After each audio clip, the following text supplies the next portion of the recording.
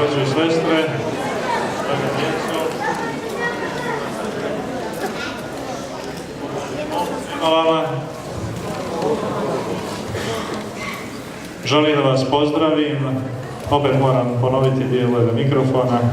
Draga braćo i sestre, prije svega draga djeco, jer je ovo večer prije svega vama posvećeno i vašim drugarima koji zaslužuju zaista jedan ovakav odaziv, kao što večeras vidimo punu salu Doma kulture, za dobre stvari, kada treba da sastradavamo za druge, tu smo uvijek na nivou zadatka, to ovo večer potvrđuje, zato prije svega sam vam zato zahvalan što ste došli u ovoliko velikom broju. Prenosim vam blagoslove našeg mitropolita Amfilohija, koji je trenutno u Južnoj Americi na misiji, jer je pravoslavni, gdje se osniva nova eparhija, koji je opravdan odsutan, i blagoslove našega namjesnika Barskoga i starešine hrama Svetog Jovana Vladimira, protojereja Slobodana Zekovića, koji je također iz opravdanih porodičnih razloga i večeras odsutan. Ono što želim da vam kažem, da je divno da dok drugi sastradava, da ne stojimo nijemi, da ne stojimo skrštenih ruku, nego da, kao što smo se večeras okupili u ovolikom broju, da pomognemo ne onima samo kojima je najteže, nego i samo čak onima koji su najnemoćniji, a to su naša djeca. Na koji način im večeras pomažemo? Tako što smo se svi ovdje okupili da pogledamo koncert godišnji kulturno-umjetničkog društva Sveti Jovan Vladimir, koji je ovaj godišnji koncert njihov posvetio djeci oboljeloj od kancera. Naravno, tu zahvaljujemo prije svega i našoj sestri Dijani Stojanović, koja je ispred društva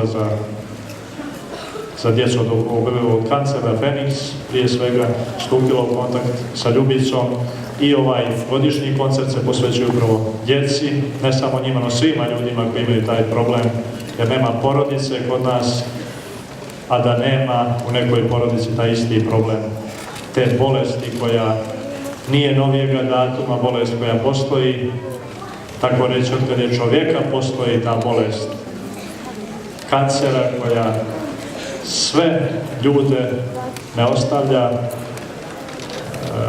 ostavlja bez straha, ne ostavlja nas ravnodušnima, to pokazuje ovo vrijeme.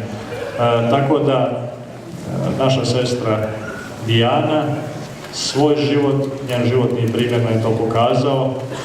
Ne znam koliko ste upoznati da je ona imala djevojčicu, 4 godine se borila s tom opakom bolešću da je spasi, na kraju se ona upokojila, sada stoji pred licem Gospoda, ali sinoć je bilo zanimljivo predavanje u hramu Svetog Jovana Vladimira. Na kraju smo došli do jednog zaključka da njena kćerka Milica nije prestala da djela njena patnja, njeno stradanje, sada pomaže mnogim drugim ljudima, kao što naša sestra Dijana večeras posle svega toga je nastavila da pomaže drugima, nije se povukla u svoj putak i rekla nek ide sve s milim Bogom, nego je nastavila da djela, osnovala tu fondaciju preko koje pomaže mnogoje djeci.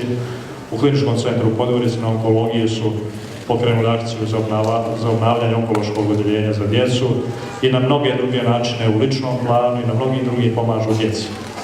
Tako da nek im Bog bude na pomoći.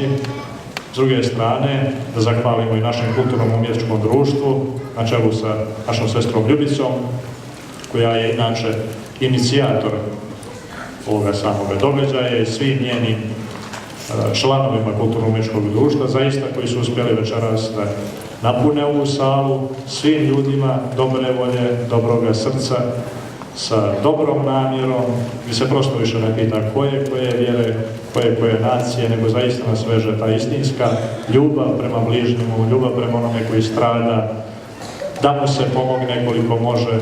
Teško je pomoći tim ljudima u toj situaciji, ali ovo je zaista, vjerujte me, nešto što njima beskrajno znači, i ovaj gest i ovaj događaj da nam bude za nauk, da nas jedinstvo, ovo koje sada osjećamo, za buduća vremena uvijek podrži i da nam uvijek bude ona smjernica kojom se trebamo prema bližnjima ophoditi, u porodici prije svega, a onda izvan porodice i sa svim svojim sugrađanima, baranima i svim drugim kojima je pomoć potrebna. U to ime neka bude blagosloven ovaj skup.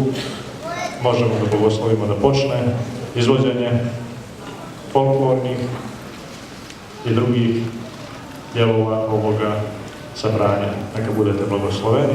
Svako dobro od Gospoda. Amin Bože rad.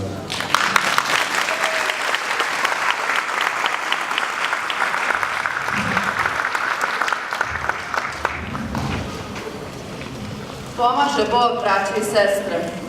Okupili smo se večeras da pružimo podršku nevladinoj organizaciji Feniks, koja svojim nesebičnim radom pruža pomoć djeci oboljeloj od kancera, i fondaciji Akter, koja pokreće mnoge humane akcije solidarnosti.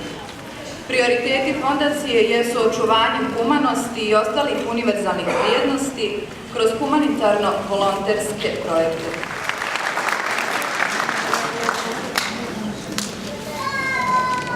Oh,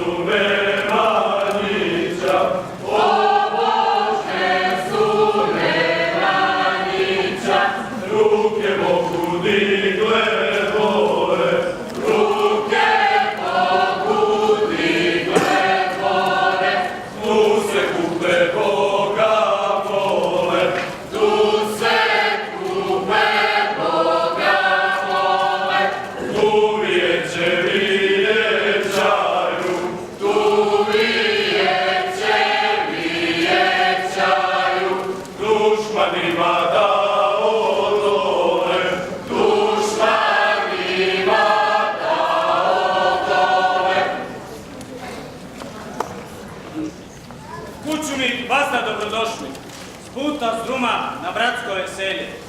Krovi kuća danas su vaši, što imamo to i dijelimo, tu riječ i čašu rakije. Gdje su momci ko gorski preduci, a djevojke ko ile.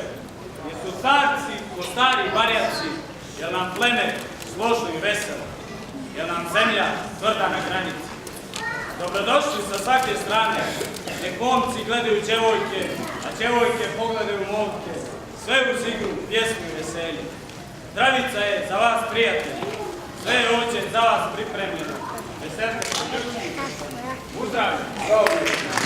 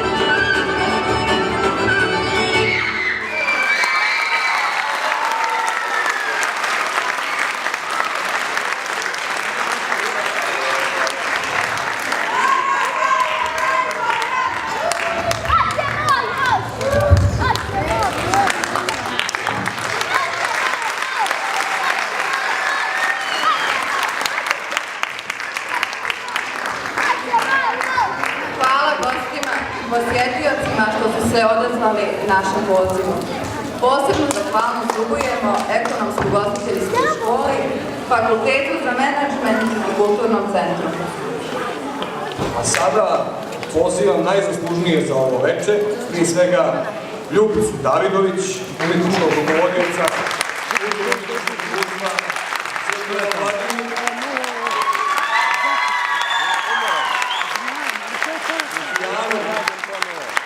Janu Stojanović, predsjednicu organizacije Feniks,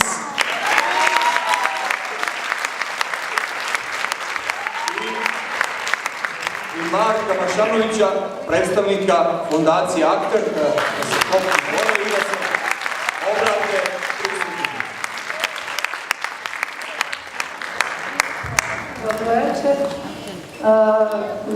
Ne bih ga dužim, osim da se stvarno svima zahvalim. Jeste Kulturno-umetničko društvo Sveti Jovan Vladimir bilo je inicijator svega ovoga, ali moram da kažem da za ovo što smo mi večeras igrali, da su se svi odazvali. Da prosto nema nijedno kulturno-umetničko društvo, plesna škola, da se nije odazvali. Zaista vam veliko hvala od srca.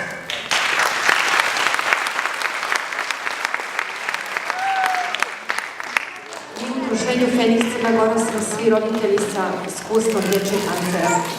Udružili smo se i odlučili da svojim znanjem i iskustvom pomognemo onim roditeljima koji tek prolaze kroz taj put sa svojom djecom. Nažalost, njih je sve više u Crnoj Gori, ih ima oko 20 novo oboljela djece svake godine. Zahvaljujući i vama koji svoj sitniš ostavljate u donatorskim kutijama našeg udruženja koji se nalazi u HD Laković objektu u Baru, kao i svim društveno odgovornim firmama i pojedincima, mi uspijemo da realizujemo neke od sledećih aktivnosti koje ću vam sad pobrojati. Finansijski pomažemo djecu oboljelu od kancera iz Crne Gore i njihove porodice, plaćamo im smještaj u roditeljskoj kući u Beogradu, organizovali smo 3 rehabilitaciona kampa za djecu koja su završila liječenje njihove porodice. Organizujemo posjete animatora, psihologa za djecu i roditelje. Ono što ću posebno naglasiti, što je meni nekako sad najvažnije, je da danas je zvanično počelo renoviranje dječje hemato-onkologije u Podgorici za onu djecu koja dio svog liječenja provode u Podgorici. Od neophodnih 50.000 eura za kompletno renoviranje mi smo skupili 31.000, a ja kad vidim kako je ovaj narod human, ja vjerujem da ćemo brzo skupiti ostatak i završiti kompletno renoviranje.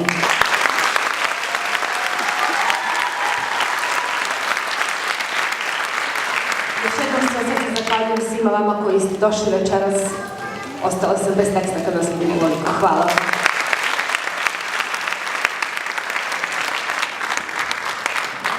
Dragi prijatelji, u ime fondacije Akter želim da izrazim izuzetno zadovoljstvo što ste večeras pokazali da ste akteri humane Crne Gore. Nadam se da ste uživali u programu, ja jesam. Posebno zahvalnost dugujem KUD-u Sveti Jovan Vladimir i svima vama koji ste došli i time učinili dobro delo. Za kraj neka vas prati tradicionalni pozdrav Budi Akter, pokaže karakter, živjeli!